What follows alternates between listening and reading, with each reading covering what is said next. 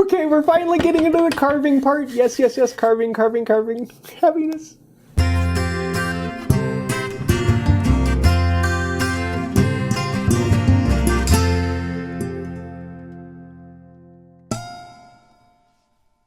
Hey y'all, I'm James Wright and welcome to my shop. So last time we joined together these two pieces and we have a tabletop, but the two tongue and grooves can still come apart. What do we do to hold them together? And this is going to be the fun part. This is really one of the steps that I absolutely love and really gets me excited. So we're going to be putting in dovetail keys here, or bow ties, or Dutchman, or butterfly keys. There's a bunch of different names they go by. And then we're going to be doing some carving and making this pretty and basically getting this thing ready to then fit to the top, making it look nice. And so I'm really looking forward to this. And yeah, let's just get to the work.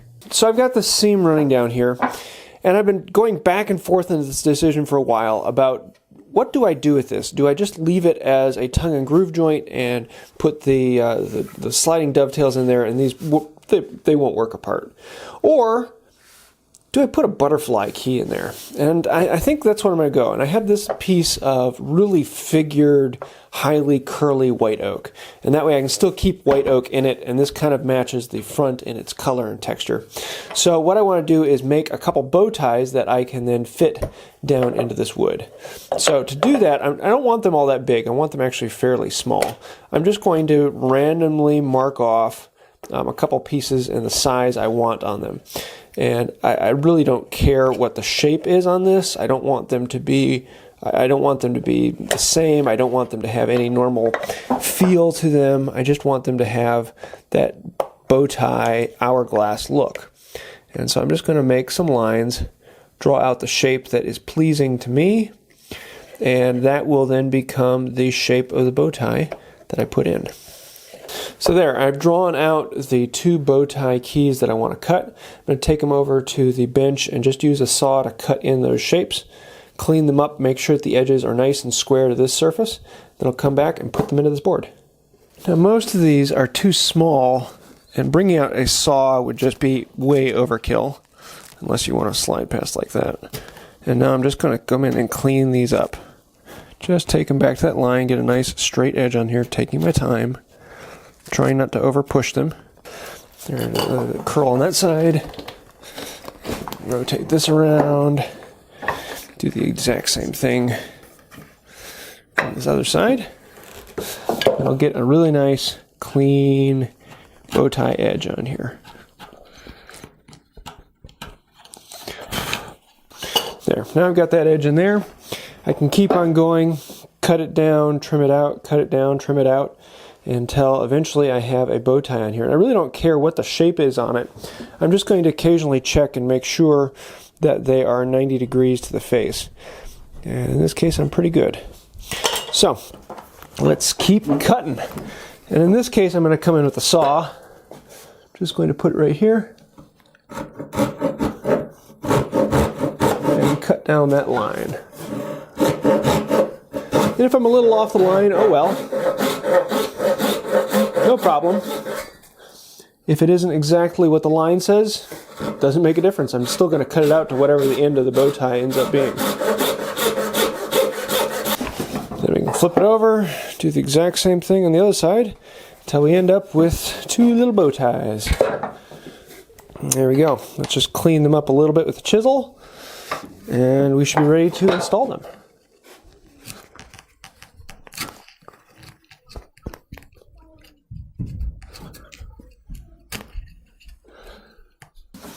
Okay, now that the bow tie is cut, I want to trace out precisely where it will be. And one of the things that I like to do is use a little bit of double-sided tape.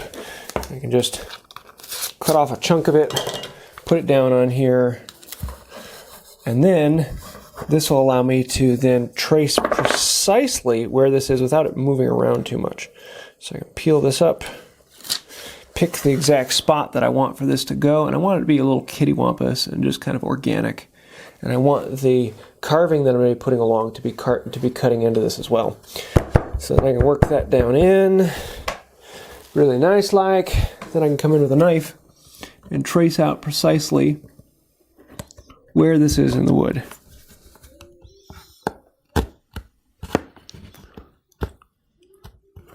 trying not to move the tape at all. If anything, I want this to be a little bit tight, because I can always remove material, and because I'm not using any glue to hold this in, I really want it to be tight. I want the friction of this fit to be phenomenally tight and hammered in. So now that we've got that, I can peel this up, then pick up this tape. It should be left with a nice edge all the way around. Peel this up. There we go. Really nice, sharp marking gauge line that I can cut to. So next thing we need to do is chisel that out down to depth, then hammer in the key. Now I put a flag on this bit into the depth, so if I cut down to the depth, a little bit of this is still going to be sticking out past the top of this, because I want to have this proud of the surface so I can come back in and plane this off and bring it down to thickness. So the next thing I need to do is just drill a whole bunch of these little holes and take out the majority of the waste. It just makes it easier to get into those corners when you're not worrying about that. And I just want to go down to where the flag touches, back it up, move to the next spot. Don't go really darn close to the corners, but you know, remove the waste you need to. Make it a little easier on yourself. So now I've drilled most of those down to depth. I need to then come in with my chisel, and I'm going to stay away from the line. I'm going to back it off 1/8 to 1/16. I'm just going to stay away from the line and travel all the way around this board, just chopping in a little ways. Nothing terribly deep. Now that I've gone all the way around, I'm just going to come in and very, very lightly trim out the excess just down a little ways. I'm basically going to repeat this step over and over until I get down to depth, staying away from those marking lines. I don't want to go anywhere near those. I want to leave, a 1/16 of an inch or so all the way around the outside that I'm not going to touch until the very end. Just want to take it all down to depth and then keep cleaning it out. So once I go down like that, then I can come back in with the chisel on that exact same line and chop down a little further. Just keep going. So now I'm pretty close down to depth, down to about where all those holes were drilled. And I'm going to inch my way closer to that line. So I'm going to stay away from it a little bit, about halfway back. Keep the chisel vertical and go all the way around, just trimming up that line. Then once I get this trimmed up, I'm about halfway back, then I'll get right up onto that line and trim that vertical all the way down in. So let me go around this and then I'll come back and show you what we got.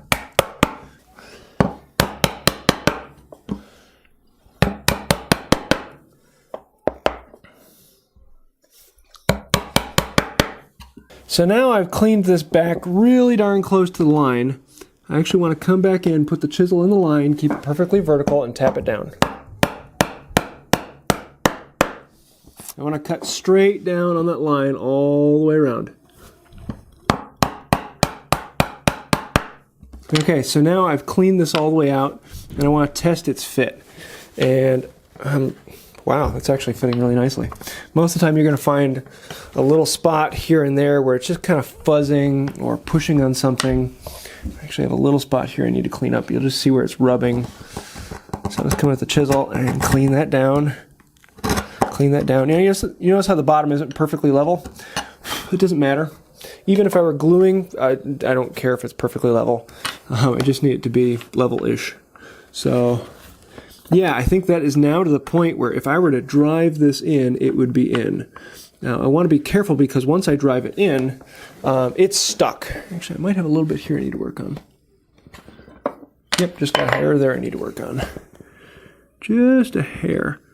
So once I drive it in, it's in. And this tabletop is one piece forevermore. Because I want to keep it as tight as possible. And I want it to be something that gets pounded into place. So, after making sure this fit is really nice and snug, and is exactly what I'm looking for, then I'm going to grab a mallet and drive it in. So I'll bring you back when I get ready for that. But I think it's right about there. Okay, so I think it is ready to go in. I've got it wedged in there just a little bit by hand. And we're going to start tapping this in.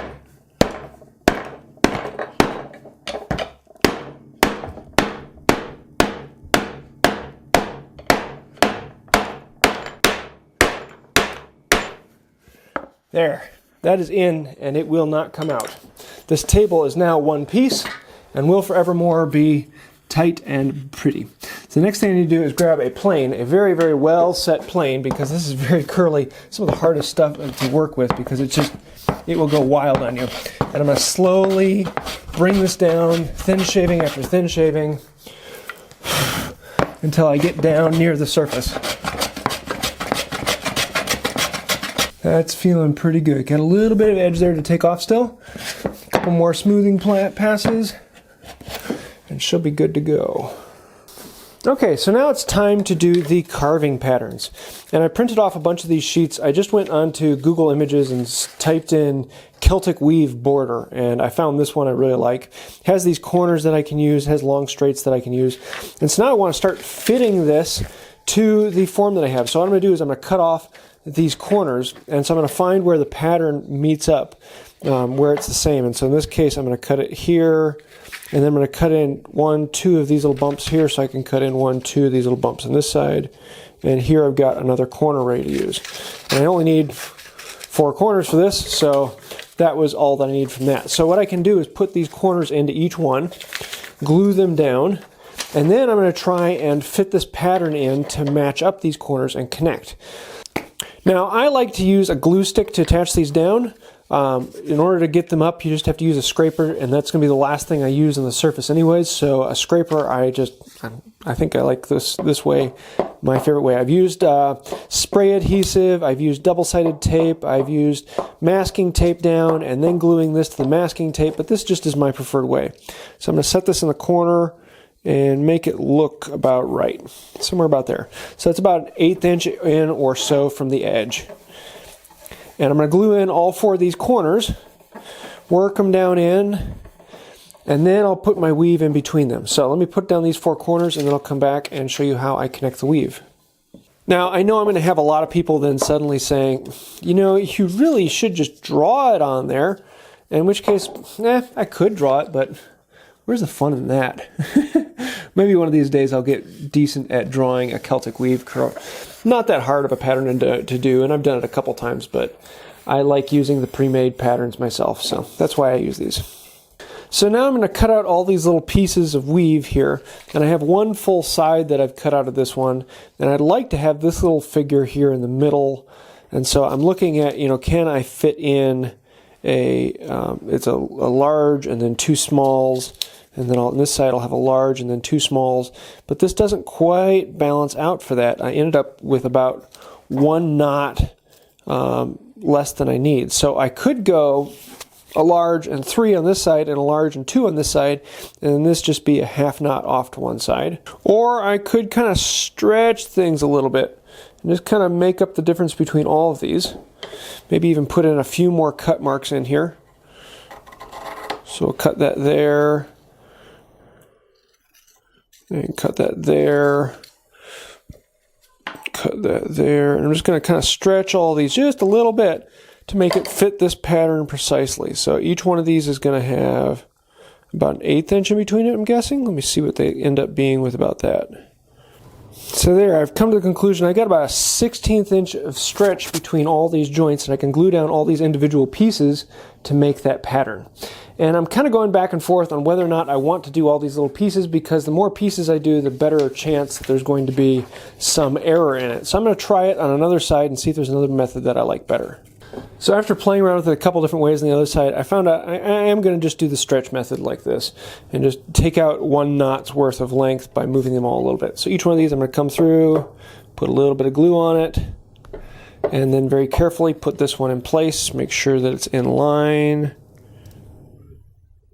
and then leave that little bit of a gap on the stretch. And then I'll come over to the opposite side, do the same thing with that one.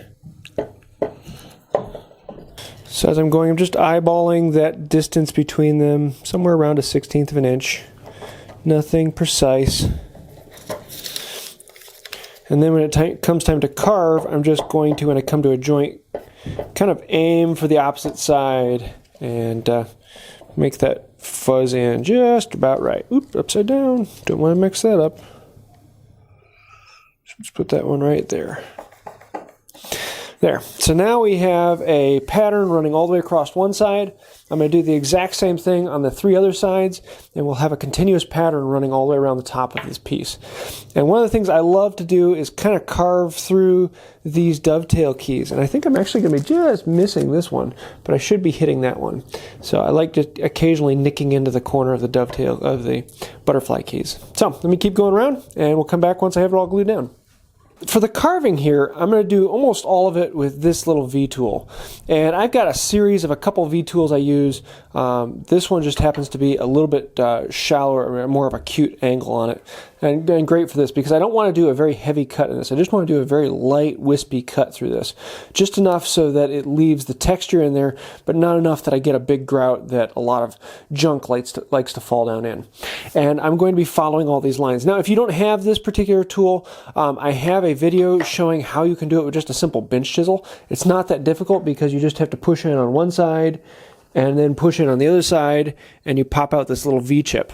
And you keep doing that over and over, the length of this item, and eventually you can get this little V-chip that pops out on every one of these tracks. It just takes a little bit longer, and I don't know, it is kind of fun. It's almost like chip carving. But you can get the exact same V-cut with just a bench chisel. I also like to occasionally use this little skew chisel, a very, very sharp point. This is I'm guessing like a 8-degree angle cut in this.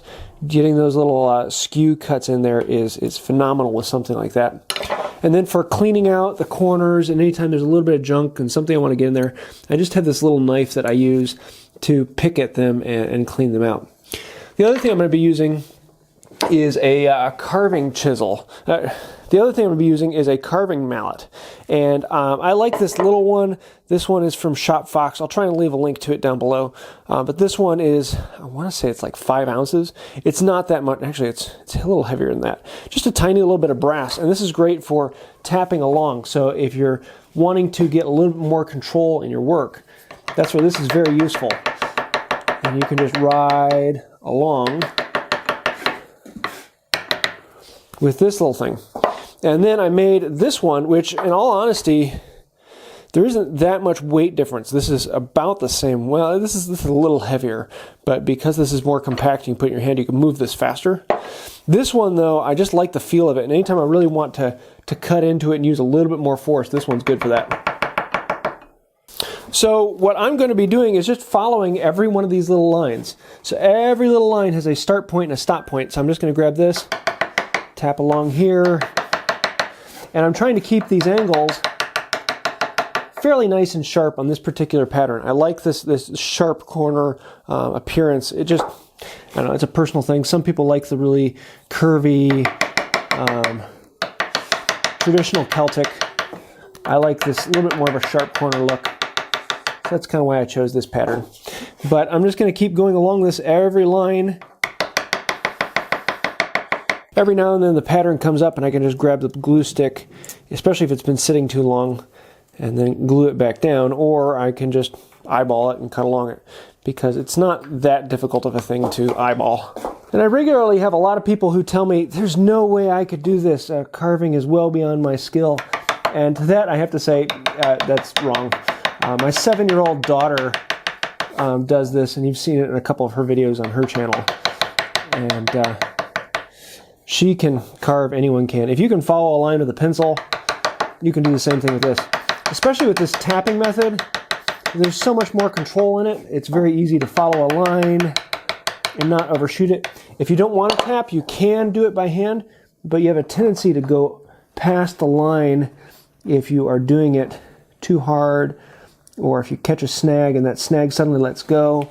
I also find this to be a little bit slower to just do it by hand, though it's a little quieter.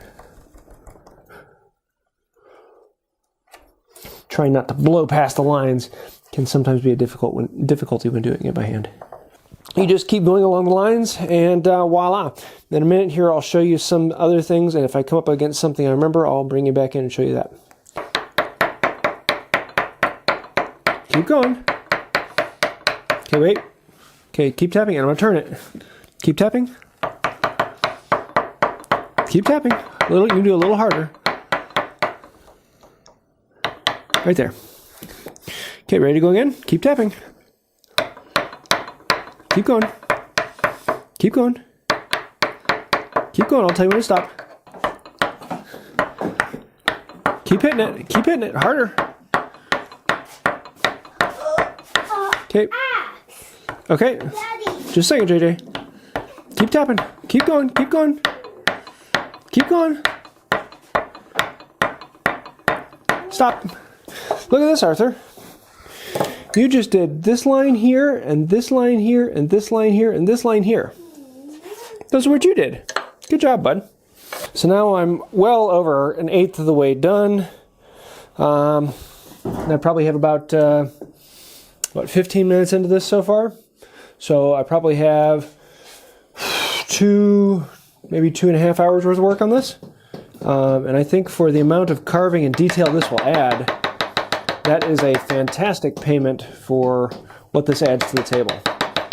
And I was very happy to see I did actually go through the bow tie ever so slightly in the corner. So, yes, happiness.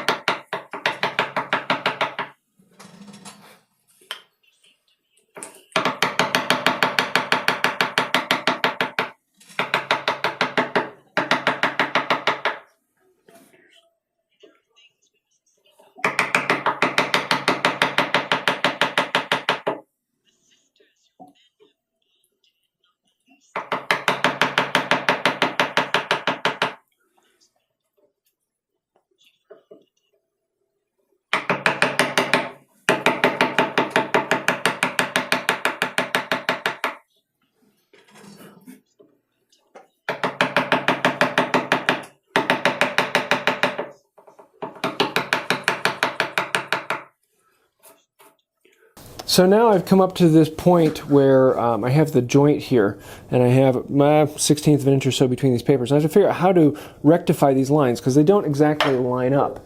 And if I really get picky and annoyed about this, you can see how this line is here, but it should connect with that one, and they're about a 1/16 inch off.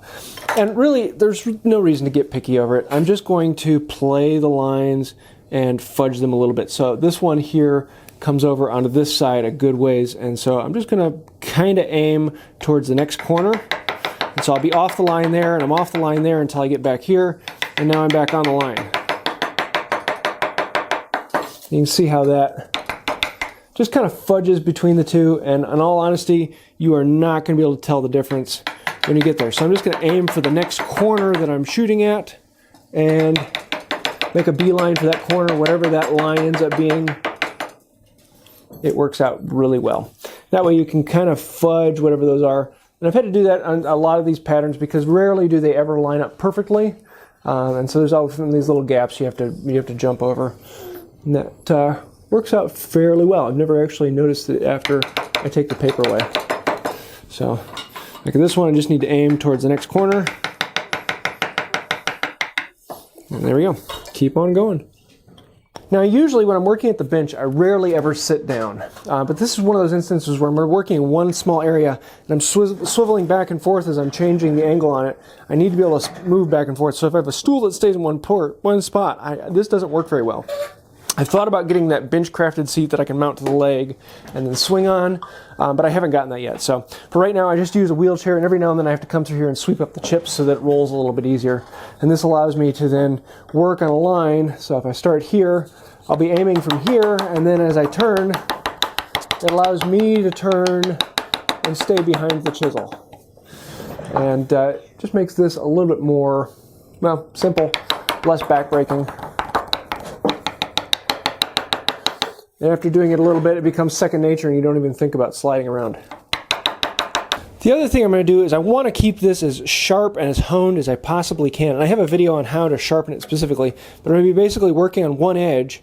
And you might think of this as two intersecting V's that run into it, but it's not quite that way because it's two straight chisels, but at the very tip, this is actually a gouge at the bottom, and it's rounded at the bottom.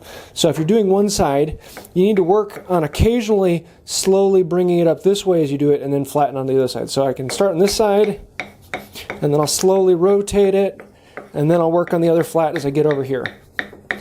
And every 2 to 3 inches of this work, so I'll go about that far and then I'll stop and bring it over here just for a few seconds. Then to get to the inside of the gouge, I just have this piece of leather here that I then push in and clean up the inside of that bevel. And all I do is this strop work. I don't take it over to the stones. The only time I take it to the stones is if I drop it on the floor and ding it up or chip it up. If I just do that, then I'll never have to sharpen this on a stone again. And it's a very, very, very quick thing like that, and it's done. So yeah, keep it sharp, and it will keep you happy. Okay, so after about 2 hours and 15 minutes, I have this carved all the way around. And what I like to do is just take a card scraper and go around it and clean off any of the pattern that's still on there. This also gives me a good chance to see if anything stands out as missing or I skipped a spot. And so I'm just going to be slowly watching. Like here, I missed a spot. I can see. Oh no, I didn't. It just warped. Okay. Nope, it's just the grain. Nope, that's good. Sometimes with the grain, the grooves aren't so deep that they may disappear a little bit. You can get a quick idea of what it's going to look like. And then every now and then there's something in there that just kind of gets stuck, and so you can kind of scratch it out. Doesn't take a whole lot of work, and the pattern's done. And then just before actually finishing it, I'm going to come through and scrape this whole thing down. And the scraping will be the last thing that touches it. So that's why I don't mind scraping there, because I'm going to end up with this surface afterwards. So let me clean this off, and that'll be about it for this video. No, I just have Melody sheets in the washer. So there you have it. We have a pretty top, the carving, the bow ties. I'm really looking forward to putting finish on this and seeing that carving just come to life. That is one of the things that I love about this is it explodes with color as the smaller carving absorbs more of the finish. And yeah, it makes it look really pretty. So I hope you've been liking these longer format videos. If you would like to follow along with plans, I will be soon having those available. If they are available right now, they will be links in the description below. And I'm looking forward to seeing if anyone else out there wants to build this. It's kind of a fun project that I'm having a lot of fun with. If you're liking these longer formats and would like to encourage me to do more, you can find a link to Patreon right over there. It is because of Patreon that I can spend more time and really dive into these builds and do a lot more detail. And I'd like to do more of like this in the future. So if that's something you'd like, please let me know. Also, if you'd like to subscribe and see some behind the scenes footage, you can do that as well. That's about it for today. And until next time, have a wonderful day.